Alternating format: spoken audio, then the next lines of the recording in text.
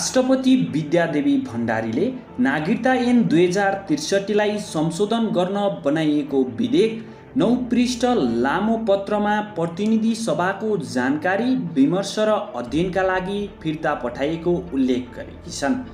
दर्शकबिन, आउनुहोस् राष्ट्रपति भण्डारीले सङ्घीय संसद समक्ष जानकारी, अध्ययन र विमर्शका लागि 7वटा र संसद समक्ष ध्यान आकर्षणको सन्देश 8वटा गरी 15वटा सन्देशलाई संक्षिप्तमा बुझ्ने प्रयास गरौँ।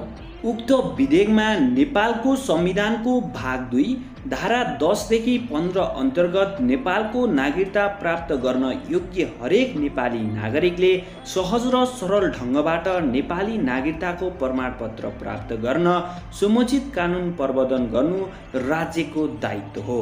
सार्वभौम संसदबाट विषयवस्तुको गम्भीर्यलाई मनन गरी नागरिकताको प्राप्ति, समाप्ति एवं पुनः प्राप्तिको प्रक्रियाका स्पष्ट प्रावधानहरू व्यवस्थित गर्नुका साथै नागरिकता प्राप्त हुने क्रममा यदाकता देखिन सक्ने बाधा अडचनहरू समेत सम्बोधन गर्नु, यथाउचित कानुन निर्माण गर्नु व्यवस्थापिकाको कर्तव्य हो। उक्त विधेयकमा भनिएकै कुरामध्ये जननिर्वाचित संविधान सभाद्वारा जारी गरिएको नेपालको संविधान बमोजिम नागरिकता प्राप्तिका सम्बन्धमा बन्नुपर्ने पहिलो सङ्घीय ऐन भएकाले प्रस्तुत विधेयकको पृष्ठभूमिमा इतिहासदेखि वर्तमानसम्म विभिन्न समयमा जारी भएका संविधान तथा कानुनद्वारा नागरिक सम्बन्धी विषयमा गरिएको व्यवस्थालाई सारांशमा स्मरण गर्नु उपयुक्त हुन्छ। नेपाल राज्यको बासिन्दाबाट नेपालमै जन्मिएको बाबु वा आमा मध्ये एकजना नेपालमा जन्म भई नेपालमा नै स्थायी बसोबास कायम गर्ने उद्देश्य लिएर सपरिवार बसोबास गर्दै आएको र नेपाली पुरुषसँग कानुन एवं रीतपूर्व वैवाहिक सम्बन्ध भएको विदेशी महिला नेपालको नागरिक ठहर हुने प्रावधान उल्लेख भएको पाइन्छ। नागरिकता सम्बन्धी नेपाल कानुनलाई पुनः व्यवस्थापन गर्न बनेको ऐनले नागरिकता प्राप्तिलाई पितृत्वमा केन्द्रित गर्दै मूलतः पुरानै ऐन बमोजिमका आधार लिएर वंशज, जन्मसिद्ध र अङ्गीकृत भनी वर्गीकरण गरेको देखिन्छ।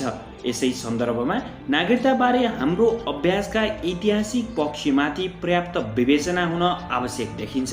यसैगरी ऐतिहासिक जनआन्दोलन पश्चात मुलुकको सार्वभौम सत्ता नेपाली जनतामा निहित रहने लोकतन्त्रको शाश्वत मान्यता अवलोकन गर्दै 2047 सालमा जारी नेपाल अधिराज्यको संविधानले नागरिकताका सम्बन्धमा पुरानै कानुनी प्रचलन र अभ्यासलाई नै अपनाएको देखिन्छ।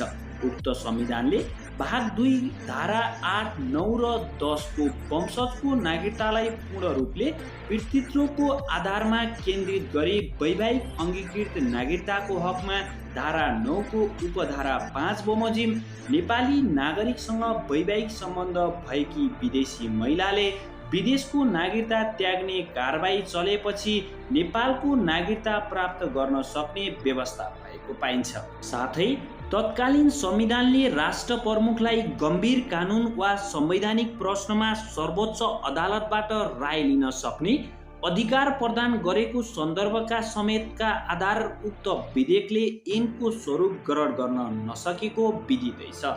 यसबीचमा नागरिकताको कतिपय उचित सवालहरू थाँती रहँदै आएको पक्ष पनि सार्वजनिक जानकारीमा उपलब्ध रहेकै छ। नेपाली जनताको बलिदानपूर्ण सङ्घर्षको प्रतिफल स्वरूप मुलुकी सङ्घीय लोकतान्त्रिक गणतन्त्रको युगमा प्रवेश गरिसकेपछि नागरिकता सम्बन्धी पुराना प्रश्नका साथै लैङ्गिक समानताको दृष्टिकोणबाट नागरिकलाई हेर्नुपर्ने तथा बदलिदो आर्थिक सामाजिक परिस्थितिका कारण उत्पन्न भएका नागरिकता सम्बन्धी गम्भीर प्रश्नहरूलाई संशोधन गर्नुपर्ने दायित्व मुलुकका सामु उपस्थित भएका छन्।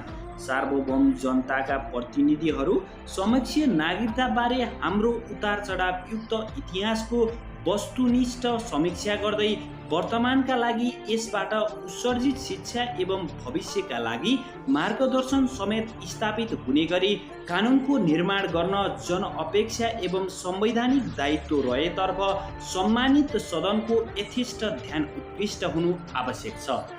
संविधान सभाबाट नयाँ संविधान जारी भएको अवस्था समेतलाई विचार गर्दै विक्रम सम्वत 2075 सालमा प्रतिनिधि सभाले नेपाल नागरिकता ऐन 2063 लाई संशोधन गर्न बनेको विधेयक दर्ता गरी राज्य व्यवस्था तथा सुशासन समितिबाट प्रतिवेदन समेत सार्वजनिक भएको तथ्य सबैलाई जानकारी छ।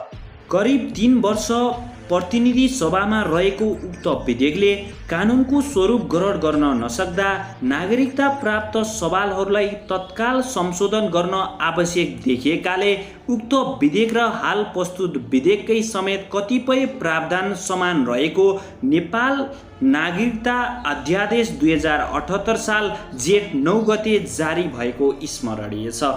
विक्रम सम्वत 2075 सालमा प्रस्तुत भएको नागरिकता विधेयक उप प्रतिनिधि सभामा राज्य व्यवस्था तथा सुशासन समितिले सहमति जुटाएको भनिएको प्रतिवेदनलाई सम्मानित सदनमा छलफल गरी सार्वभौम जनतामा सामुन्ने राखिदिनु उपयुक्त हुन्छ। आमाको नामबाट सन्तानले सम्मानपूर्वक नागरिकता प्राप्त गर्नु आमा र सन्तान दुवैको नैसर्गिक अधिकार हो।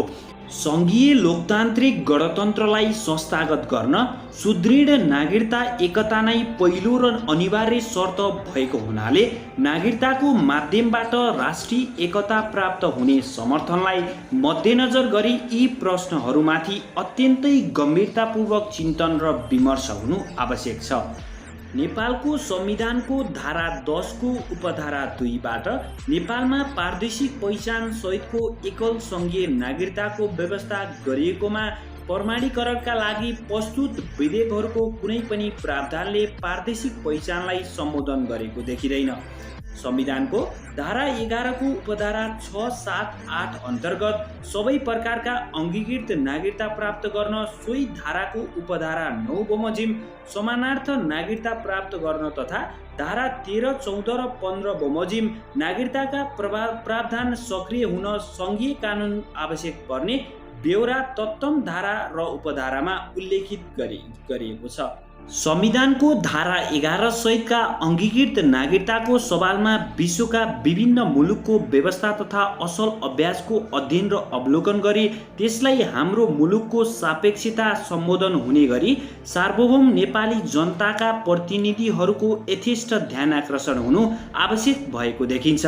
अङ्गीकृत नागरिकताकै सन्दर्भमा विक्रम सम्वत 2032 सालमा लागू गरिएको व्यवस्था लामो समयसम्म कायम रहन नसकेको देखाउनुको पछाडि के कस्ता कारणहरू विद्यमान थिए भन्ने पर्याप्त अध्ययन भएको खण्डमा त्यसले प्रस्तुत विधेयकलाई र भविष्यमा हुने नागरिकता सम्बन्धी कानुनी सुधारका प्रयासलाई समेत ठूलो मद्दत गर्ने देखिन्छ।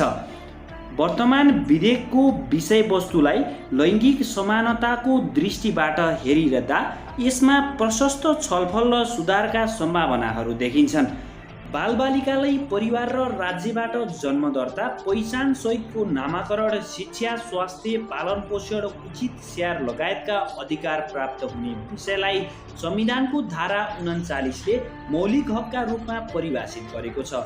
आमाको नामबाट नागरिकता प्राप्त हुने विषयलाई हाम्रो संविधानका विभिन्न प्रावधानको सापेक्षतामा हेर्न सकिन्छ।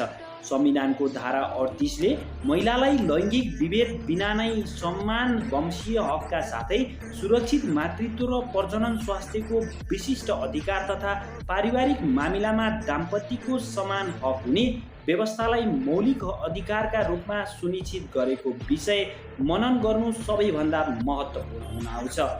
नेपालको नागरिकता प्राप्त गर्न योग्य व्यक्तिको जन्म राज्यका कानुनी प्रबन्ध वा तिनले परिकल्पना गरेको सीमा वा हाम्रो स्थानीय समाज मान्यताका आधारमा मात्र भएको छैन। हाम्रो संविधानको लैङ्गिक समानताका सम्बन्धी मार्गदर्शन बमोजिम आमाको नामबाट प्राप्त हुने नागरिकतामा आमालाई नै केन्द्रमा राखिने गरी पुनर्विचार हुनु सान्दर्भिक हुन्छ। विधेयकका सन्दर्भमा आवश्यक पुनर्विचार गरियोस् भन्ने उपयुक्त सन्देशसहित नेपालको संविधानको धारा 113 को उपधारा 3 बमोजिम प्रतिनिधि सभामा फिर्ता गरिदिएको नागरिकता सम्बन्धी सङ्घीय कानुन आवश्यक भएको पक्षलाई मनन गर्दै उल्लेखित विषय अनुरूप सम्मानित सदनमा गहन छलफल गरी प्राप्त भएको निष्कर्ष सहित विधेयकमा आवश्यक सुधार गरी पुनः प्रमाणीकरणका लागि पेश हुने अपेक्षासहित राष्ट्रपतिले विधेयकलाई यही टुङ्ग्याउनु भएको छ। हस्त राष्ट्रपतिले विधेयकलाई संसदमा पठाएको कुरा तपाईलाई कस्तो लाग्यो? प्रतिक्रिया दिन नभुल्नुहोला। धन्यवाद।